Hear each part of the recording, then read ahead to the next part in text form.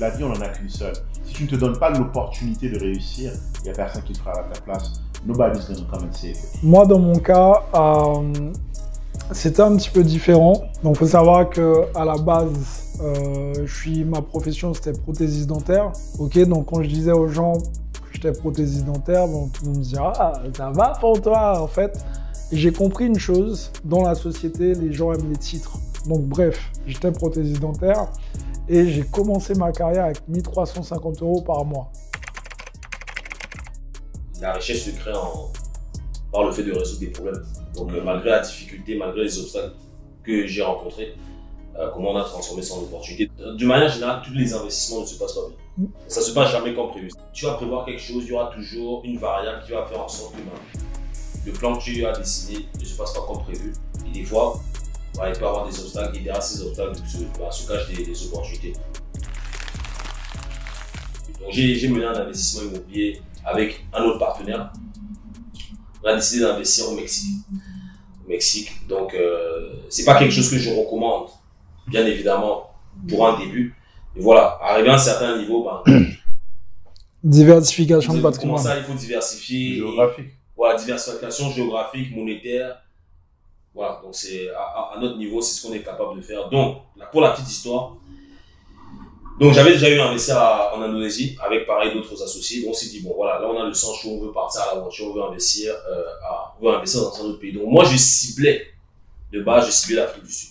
Ok. J'avais prévu d'aller en Afrique du Sud pour faire pour visiter et acheter des maisons là-bas. Pourquoi l'Afrique du Sud? Parce que un de mes mentors de l'époque, lui, il a fait fortune là-bas. Donc il a des hôtels là-bas. Il est décédé malheureusement, il a des hôtels là-bas. Donc il m'avait conseillé d'aller investir là-bas. Il allait m'ouvrir les portes. Ok. Les portes, les banques, tout. Même avant, dis-toi, avant de décéder, 2 semaines avant qu'il décède, et c'est quelque chose qu'il n'a jamais partagé, même à ses enfants. Il m'a dit, écoute, voilà toutes mes adresses. Et là où il a acheté, il m'a dit, achète à côté. Et bon, toi, tu achètes à côté. Il m'a sorti, c'est dit, tu fonces avec les adresses. Et tu peux balancer le nom du mentor ou c'est comment? En fait, il mais non, il faut qu'il balance ses adresses. Il s'appelait mon campus. Mon campus, il a le même nom que moi, mais on n'est pas aucun lien de parenté en fait. Okay. Il a fait fortune dans l'immobilier, surtout en Afrique du Sud. C'est un peu comme il y a un Camerounais qui c'est le seul milliardaire d'Afrique francophone. Il s'appelle Baba Dampulo. Et lui également, je t'avais raconté ça qu'il avait fait, il avait acheté des biens en Afrique du Sud et que ça s'est... Ils ont essayé de le frapper. Ils ont essayé de le liquider. Wow. En gros, tu vois, c'était dans cette lancée-là que je voulais investir en Afrique du Sud. Donc, avec mon autre associé, Yohan, que vous connaissez, donc, je crois que c'était autour d'un an. Subitement, on se dit, non, qu'on veut investir au Mexique. Donc, il me parle de Toulouse. Moi, je connaissais pas Toulouse, je regarde Toulouse, voilà. Il y a comment dire, des millions de visiteurs par an, etc. Donc moi, de base, je devais aller en vacances, je crois que c'était je devais aller en vacances au Costa Rica. Okay. J'arrive à l'aéroport, mon vol est annulé, le vol était annulé, j'avais même pas été notifié. Moi, je me suis dit, non, d'où l'intérêt, ça c'est un des désavantages quand vous êtes libre financièrement, c'est de se dire, ok, bon, le vol est annulé, je regarde sur le tableau, je parle. Donc là, je book un billet pour Cancun. Donc j'arrive sur Cancun et je me rappelle que j'avais eu la discussion avec Yuan. Donc je fais une story. Arrivé à Cancun, je dis voilà, là je suis à Cancun. S'il y a des gens, s'il y a des francophones qui sont dans l'immobilier, j'aimerais vous rencontrer. Donc là j'ai un ancien gars de mon école de commerce qui était pote à moi, qui me contacte en disant ouais, je suis agent immobilier. Je dis ça tombe bien, j'invite au restaurant. On discute, on commence à parler des projets et tout. Voilà. Nous l'idée c'était quoi? C'était d'acheter des terrains, de construire des villas. Donc, j'ai embauché une stagiaire une Mexicaine d'ailleurs, qui a commencé à faire des recherches. Le potentiel était de construire des villages genre à 1,5 million et de les louer entre 1 000 à 3 000 $ par jour. Ok. On s'est dit, ok, bon, on va acheter le terrain et on va construire. Bref, je fais court. Finalement, on est parti avec un autre courtier. On est parti avec un autre courtier, du coup, qui nous a présenté un projet qui s'appelait Soy Tulum. Donc, c'était un projet un peu, éco, enfin, ouais, voilà, efficacité énergétique. Voilà, exactement. Donc, c'était un projet comme ça. Donc, c'est un projet sur 30 hectares. Ok. Nous, on arrive, on dit, bon, on va acheter le terrain. On nous présente le terrain. C'était 5000 mètres carrés. Oui, c'était ça, 5000 mètres carrés. Donc, 5 lots de plus ou moins 1000 mètres carrés. On a acheté, on rentre à $70 US le mètre carré. On achète. Donc, on fait le premier paiement. On envoie. On bloque le terrain. Au moment de faire le deuxième paiement, Covid frappe. Wow. Là, les prix, boum, ils explosent. Du coup, les gars, ils se disent, merde. Ils vendent ça, c'est les vendeurs. Ils se disent, merde, peut-être qu'on leur a vendu. Pas assez cher. Là, les gars commencent à parler chinois, commencent à dire, bon, ouais. D'ailleurs, vous êtes qui? Déjà, il faut qu'on justifie que le lien par rapport, parce que nous, on avait vu ça avec on avait eu à faire ça avec eux. Moi, j'avais pris un accompagnement pour la partie, voilà, accompagnement, développement, enfin, achat de terrain, administratif, tout ça, bref. Ils commencent à nous demander de justifier en fait la provenance des fonds, etc. On justifie. Je suis allé dans des ambassades ici, au Mexique, à Montréal et tout. On justifie le tout. Malgré ça, ils me disent non. Que le terrain, on l'a plus.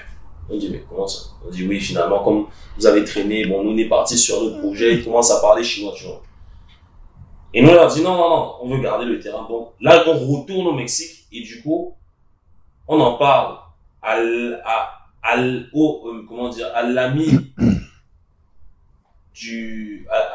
l'ami du beau-père de mon partenaire, qui est avocat. Ok. Il dit, gars, non, là, il y a un problème. Déjà, comment vous avez, il a dit que là, déjà, vous avez mal fait votre due diligence parce que vous n'avez pas vérifié telle étape. Donc, lui, il a allé vérifier, il s'est rendu compte que, bon, finalement, parce qu'au départ, il pensait qu'on nous avait arnaqué, tu vois, il s'est dit, non, bon, le terrain il existe, etc. Mais il a commencé à discuter avec les vendeurs en disant, bon, écoutez, là, j'ai mes clients, ils ont acheté le terrain, c'est quoi la situation? Les gars leur disent, non, mais on est passé à autre chose. Je dis, non, les gars, que là, vous avez signé un contrat avec ces messieurs. C'est pas comme ça que ça se passe. Donc, vous avez deux solutions. Soit vous restituez le terrain, soit vous nous remboursez avec un certain intérêt pour couvrir. Parce que là je te parle, ça a duré 2 ans et demi. Hein. Vous nous remboursez avec un intérêt équivalent à un peu la perte par rapport au temps et tout. Ou on vous poursuit, on est sûr qu'on va gagner. Et si on vous poursuit, si on emprunte ce combat-là, ce chemin-là, pardon, on va récupérer et le terrain, plus au moins 1 million en dédommagement. Ouais. C'est vous qui choisissez. Donc, au départ, ils pensaient qu'on blaguait. Et tout. Le gars, il a mis l'embargo sur les 30 hectares.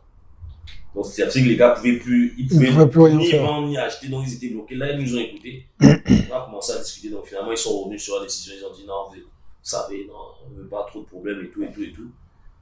Bref, long story short, c'est que, avec les frais d'acquisition, donc les frais légaux, on a dû racheter même un 300 mètres carrés parce qu'ils ont tracé les routes, etc. Donc, ils ont déjà viabilisé le terrain, tu vois. Donc, le terrain nous est revenu à $110 US le mètre carré. Ok. 70, on passe à 110. Donc, je crois que l'acquisition totale nous est revenue, si tu comptes les frais, plus les déplacements et tout, ça nous est revenu à $630 000 US. Là, je suis retourné dernièrement. On l'a signé finalement. Je crois que c'était en juin dernier. On l'a signé il y a quelques mois. On a signé le terrain, enfin. Donc, on a nos 5 titres fonciers, tout ça. Bref, on a signé le terrain. Et aujourd'hui, le terrain, à la revente, c'est facilement $500 le mètre carré. $500 US le mètre carré. Donc, j'ai fait les calculs en arrondi, c'est-à-dire, on a investi pour $630 000. Et aujourd'hui, le terrain vaut 2,5 millions. Tu vois, donc ça fait qu'on a fait on a multiplié ça fait combien, quasiment du x5. Pratiquement, donc c'est 500% en 2 ans, bon, ce qui est quand même assez intéressant. Mais c'est pour dire que voilà, on aurait pu, ça a été un gros risque qu'on a pris. On a failli perdre de l'argent, mais voilà, c'est une fois de plus, c'est le fait d'avoir surmonté cette épreuve-là qui a fait que, ben voilà, on a sorti une plus-value une prise de valeur de quasiment 2 millions en 2 ans. Donc, c'est pour dire que voilà, à chaque problème, sa solution. Et bon, bien évidemment, le plus on prend de risques, le mieux on est payé derrière. Maintenant, c'est à vous de voir quel est votre niveau d'acceptabilité de risque. Comment vous pouvez gérer le risque, en fait. Mais d'où le fait d'être à plusieurs et de discuter avec des personnes, des fois, qui sont dans ce processus, et ils vont dire que non, voilà, voilà comment ça se règle, j'ai eu à passer à travers ça, donc voilà comment il faut faire, etc.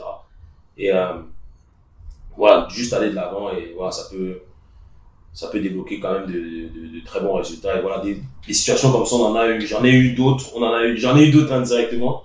Donc, je vais laisser la parole à Auriel pour partager également son expérience. Ouais, en fait, je rebondis un peu sur ce que tu dis, parce que je pense que tu vois, le fait de se mettre à plusieurs, c'est une force, mais c'est aussi des fois un inconvénient. Il faut juste être en mesure de bien gérer la complexité qui vient avec. Exact. J'ai acheté mon premier bâtiment, mon premier immeuble de rapport. Donc, c'est un 9 logements que j'ai acheté à Sherbrooke. Avant ça, j'avais fait beaucoup ce qu'on appelle des petites acquisitions, un duplex, un triplex, un 4 logements. C'est des acquisitions où est-ce que c'est ton revenu qui est pris en considération par les banques pour définir si tu peux l'acheter. Le problème, c'est qu'au bout d'un moment, peu importe le revenu que tu vas avoir, tu vas être topé dans les ratios. C'est comme en France, quand tu arrives à 33%, on peut plus acheter. C'est quelque chose de similaire, j'aurais pu acheter. Et je voulais acheter du plus gros. Tu sais, j'avais vraiment, j'avais défini à un moment mes objectifs. Et c'est drôle parce que quand je les écrivais, je me disais, mais arrête, c'est n'importe quoi ce que tu écris là, ça va jamais arriver. Et mais pour y arriver, je devais commencer à acheter du plus gros. Je peux pas continuer. Je peux pas arriver à 100 en faisant 1 plus 1 plus 1 plus 1. Je veux faire du plus 9, du plus 8, du plus 10. Je veux acheter des gros immeubles de rapport. Et donc là, j'ai commencé. Et je pense que la vie est bien faite. La vie met toujours devant toi des gens dont tu as besoin au moment où tu en as besoin, à condition que tu t'exposes à un problème et que tu cherches des solutions. Et là, j'ai rencontré mon partenaire Christophe, on a bien accroché, on a décidé d'investir ensemble. Il prenait une formation, il m'a dit, Uriel, écoute, je prends une formation, si tu veux qu'on investisse ensemble, tu devrais aussi la prendre, comme ça on a le même niveau d'information.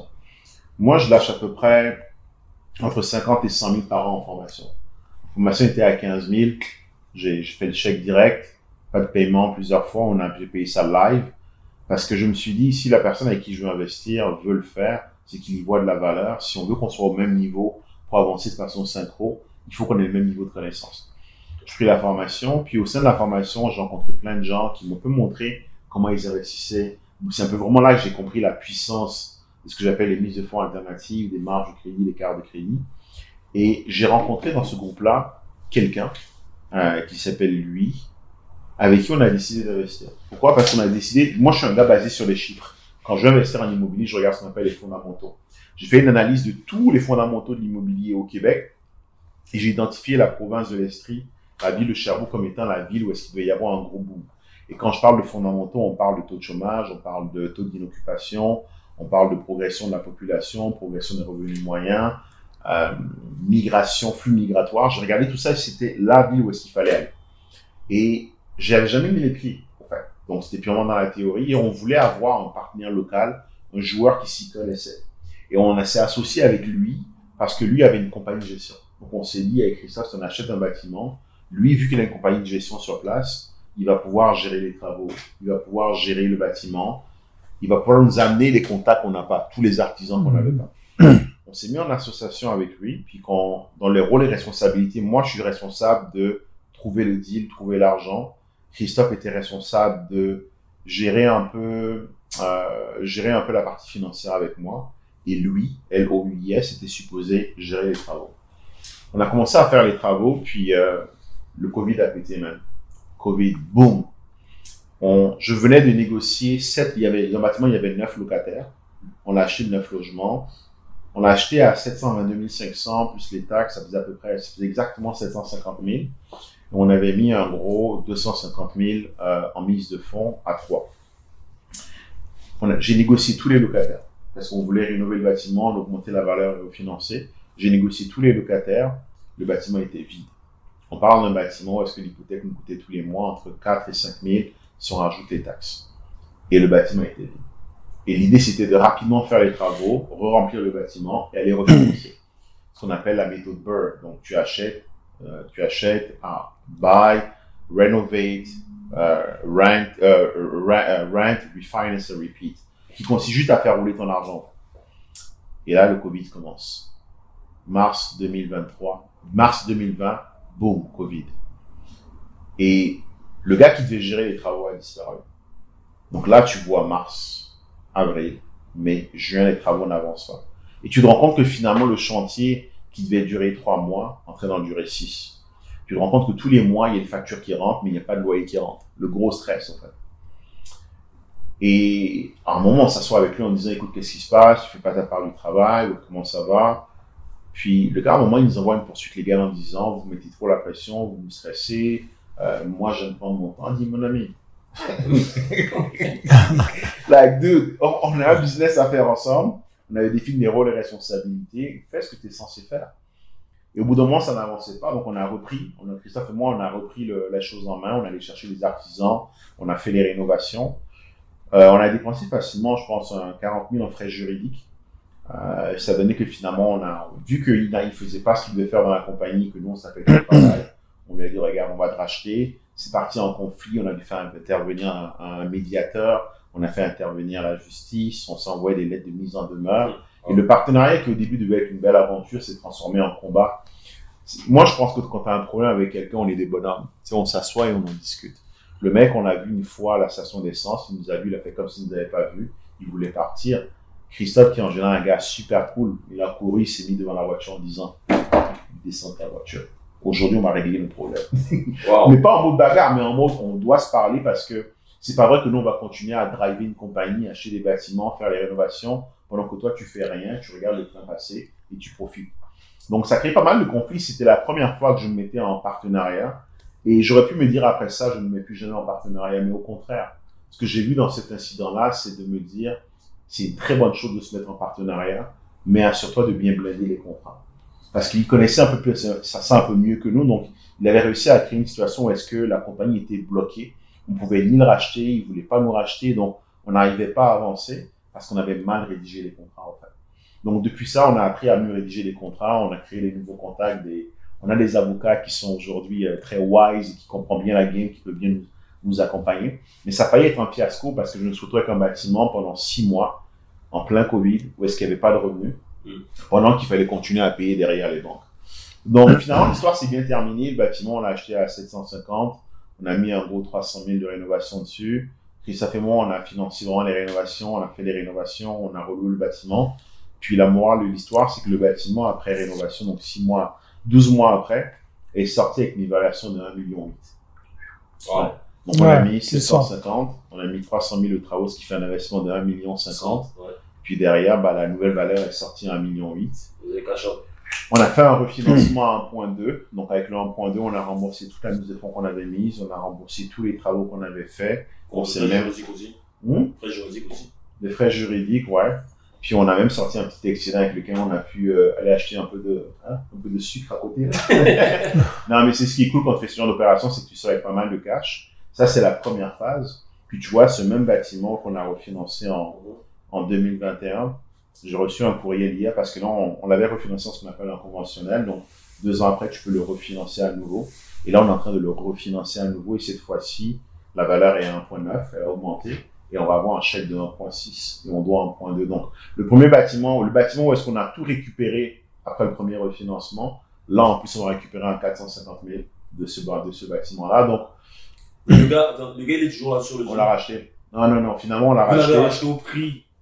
Il y avait mis de l'argent. Au début, on avait mis de l'argent ensemble. Donc, on a pris l'argent du premier refinancement pour le racheter. Vous l'avez racheté plus cher que ce qu'il avait. Ouais, on l'a racheté plus cher que ce qu'il avait mis initialement. Tu sais, c'est un peu comme toi, tu sais, vous l'avez vendu, tu as accepté de payer un peu plus parce que c'est ce que ça prenait pour résoudre le problème et parce que nos contrats n'étaient pas faits comme il fallait. Donc finalement, oui, on l'a racheté un peu plus cher, mais ultimement, la vraie victoire pour nous, c'est la deuxième phase, parce que maintenant, on va encore sortir un 450 000 de ce bâtiment-là. C'est un bâtiment qui se paye tout seul, qui génère un très bon cash flow, et en plus de ça, on sort de là avec un 450 000 après l'avoir acheté, et on est propriétaire juste à 2 de ce bâtiment. Donc, la morale de l'histoire, c'est de dire que quand tu as des difficultés, c'est chiant quand tu es dedans, mais quand tu comprends qu'il y a une solution et qu'il y a toujours une lumière au bout du tunnel, mais surtout qu'il faut apprendre de ces erreurs. Ultimement, c'est de notre faute, parce que si on avait mieux choisi de ce partenaire, on n'en serait pas là. Ce partenaire-là, ce que tu dois savoir, c'est qu'il a 3 autres compagnies dans lesquelles tous ses partenaires se sont débarrassés de lui. Parce que justement, ils n'avaient pas avancé avec lui parce qu'ils ne faisaient pas ce qu'il avait à faire. Donc, on aurait dû faire de meilleures recherches, faire une meilleure due diligence, s'assurer que le gars était legit, que ses partenaires étaient contents de lui. On s'est trop rapidement mis en association avec lui. C'était ça notre erreur. Donc maintenant, quand je mets en partenariat avec quelqu'un, il y a toujours plein de recherches qui sont faites, on a des avocats qui font les vérifications, on ficelle les contrats comme il faut, mais surtout, j'ai malgré ça quand même réussi à faire une belle passe de cash et à continuer à faire l'argent avec ce bâtiment. Donc, une belle expérience qui aurait pu mal tourner à cause des problèmes juridiques, mais qui finalement est devenue une très belle leçon de vie. Ok, nice. Merci. Ok. Ouais, moi, dans mon cas, on n'était pas sur des opérations à plusieurs millions. En fait, ça, c'était plus à mes débuts. Ça, c'est une anecdote qui m'a vraiment marqué. Puisque à tes débuts, bah, tu comptes un peu l'argent, tu fais attention, chaque euro compte. Et je me souviens, j'achetais dans le nord de la France à l'époque. Donc, j'avais fait le choix de ne pas acheter de voiture pour ne pas augmenter mes frais. Donc, quand j'allais visiter, eh bien, je devais louer une voiture. Voilà, tous les frais étaient calculés.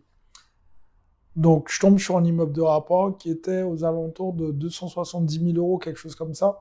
Combien de lots? C'était un 5 lots, tu vois. Donc, je me dis, bon, ça c'était mon 3e immeuble. Je me dis, bon, on est plutôt bien. Prévisionnel en cash flow, on était à peu près à 1200, quelque chose comme ça. 1200 en cash flow, en vision pessimiste. Et du coup, je signe le compromis, je signe l'offre d'achat, tout ce qu'il y a à faire. Tout se passe super bien. Donc, entre-temps, j'anticipe. J'appelle un de mes entrepreneurs pour qu'ils viennent voir pour commencer à faire les travaux. Mais j'ai quand même eu la bonne présence d'esprit, ou en tout cas la présence d'esprit de me dire, OK, je sais pas, mais il faut pas qu'ils commencent les travaux tout de suite. Et du coup, l'agent immobilier me dit, bah écoute, Xavier, franchement, tu peux commencer les travaux, j'ai les clés. Et l'entrepreneur, forcément, qui veut toucher son chèque vite, il me dit, ah, moi, si tu me dis demain, je suis là demain. Donc moi, j'avais cette pression, mais je me dis, non, ok, j'attends. Il t'est déjà acheté le bien? Non, on avait signé le compromis et l'offre d'achat, tu vois. Et il voulait commencer les travaux avant que tu deviennes Avant, propriétaire. voilà, tu vois. Sauf que, les gars, ça, c'est une chose que vous devez savoir. Il y a beaucoup de personnes, en tout cas, parmi les gens que j'ai eu l'occasion d'accompagner, qui ont fait des erreurs comme ça. Et ils se sont retrouvés parfois à avoir tout perdu, mais bref, ça c'est encore l'objet. Dans un autre de nos événements, on va vous parler de ça. Et du coup, dans mon cas, moi je dis non, mais en même temps, il y a ce petit truc, cette petite flamme qui t'anime où tu te dis, ouais, mais bon, tu vas quand même gagner 2 mois, ça va aller plus vite. Imagine, tu as les clés, tu vas pouvoir mettre tout le monde dedans. Et qu'est-ce qu'il te reste à faire? Voir la banque de nouveau et racheter notre bien, puisque la banque, le problème, c'est qu'elle te dira, bah attendez, vous n'avez pas fini les travaux, finissez les travaux d'abord et ensuite on discute. Mais bon, je reste focus sur mon truc et finalement, on dit qu'on fait pas les travaux. Ce qui se passe, c'est que je vois que on a signé le compromis, ça fait déjà 2 mois. Et moi, j'ai déjà eu mon financement, j'ai déjà tout eu, mais j'ai pas de nouvelles du notaire. Donc je me dis, ah là, il y a un truc qui va pas. Au bout du 3e mois, j'appelle le notaire. Je dis, écoutez, j'ai le financement, j'ai tout, j'ai pas de nouvelles de vous, est-ce qu'on peut avoir une date pour signer? Et le notaire me dit, écoutez, je vous rappelle. Donc moi, je prends ça personnellement. Je dis, en fait, déjà, elle prend tout son temps et en plus, je peux pas signer. Donc je commence à avoir une grosse pression, je commence un petit peu à monter dans les tours. Et là, à ce moment-là, je dis, ok, il y a un truc qui va pas. C'est juste que là, je pense qu'elle sait pas comment me dire ça. Donc le lendemain, je la rappelle, je lui dis, écoutez, dites-moi ce qui va pas. Je suis prêt à entendre ce qui va pas et après on compose. Elle me dit non, c'est pas que je ne veux pas que vous signiez, c'est que le proprio a vendu le bien à quelqu'un d'autre aussi en même temps que vous. Et vous êtes tous les deux à avoir eu le financement. Et j'étais en mode C'est des trucs what? du bête, ça. Tu vois, je dis mais on est bien en France là. On s'est pas trompé. On s'est pas trompé, tu On est vois. pas dans le 99 là, étranger. Et tu sais, le notaire il explose de rire en fait. Et elle me dit mais ouais, c'est d'ailleurs pour ça que je vous ai toujours pas appelé Monsieur Prétaït. Et là je pense à tous les allers-retours que j'ai fait. tu vois, à cette époque-là, comme je te disais, tu comptes les sous.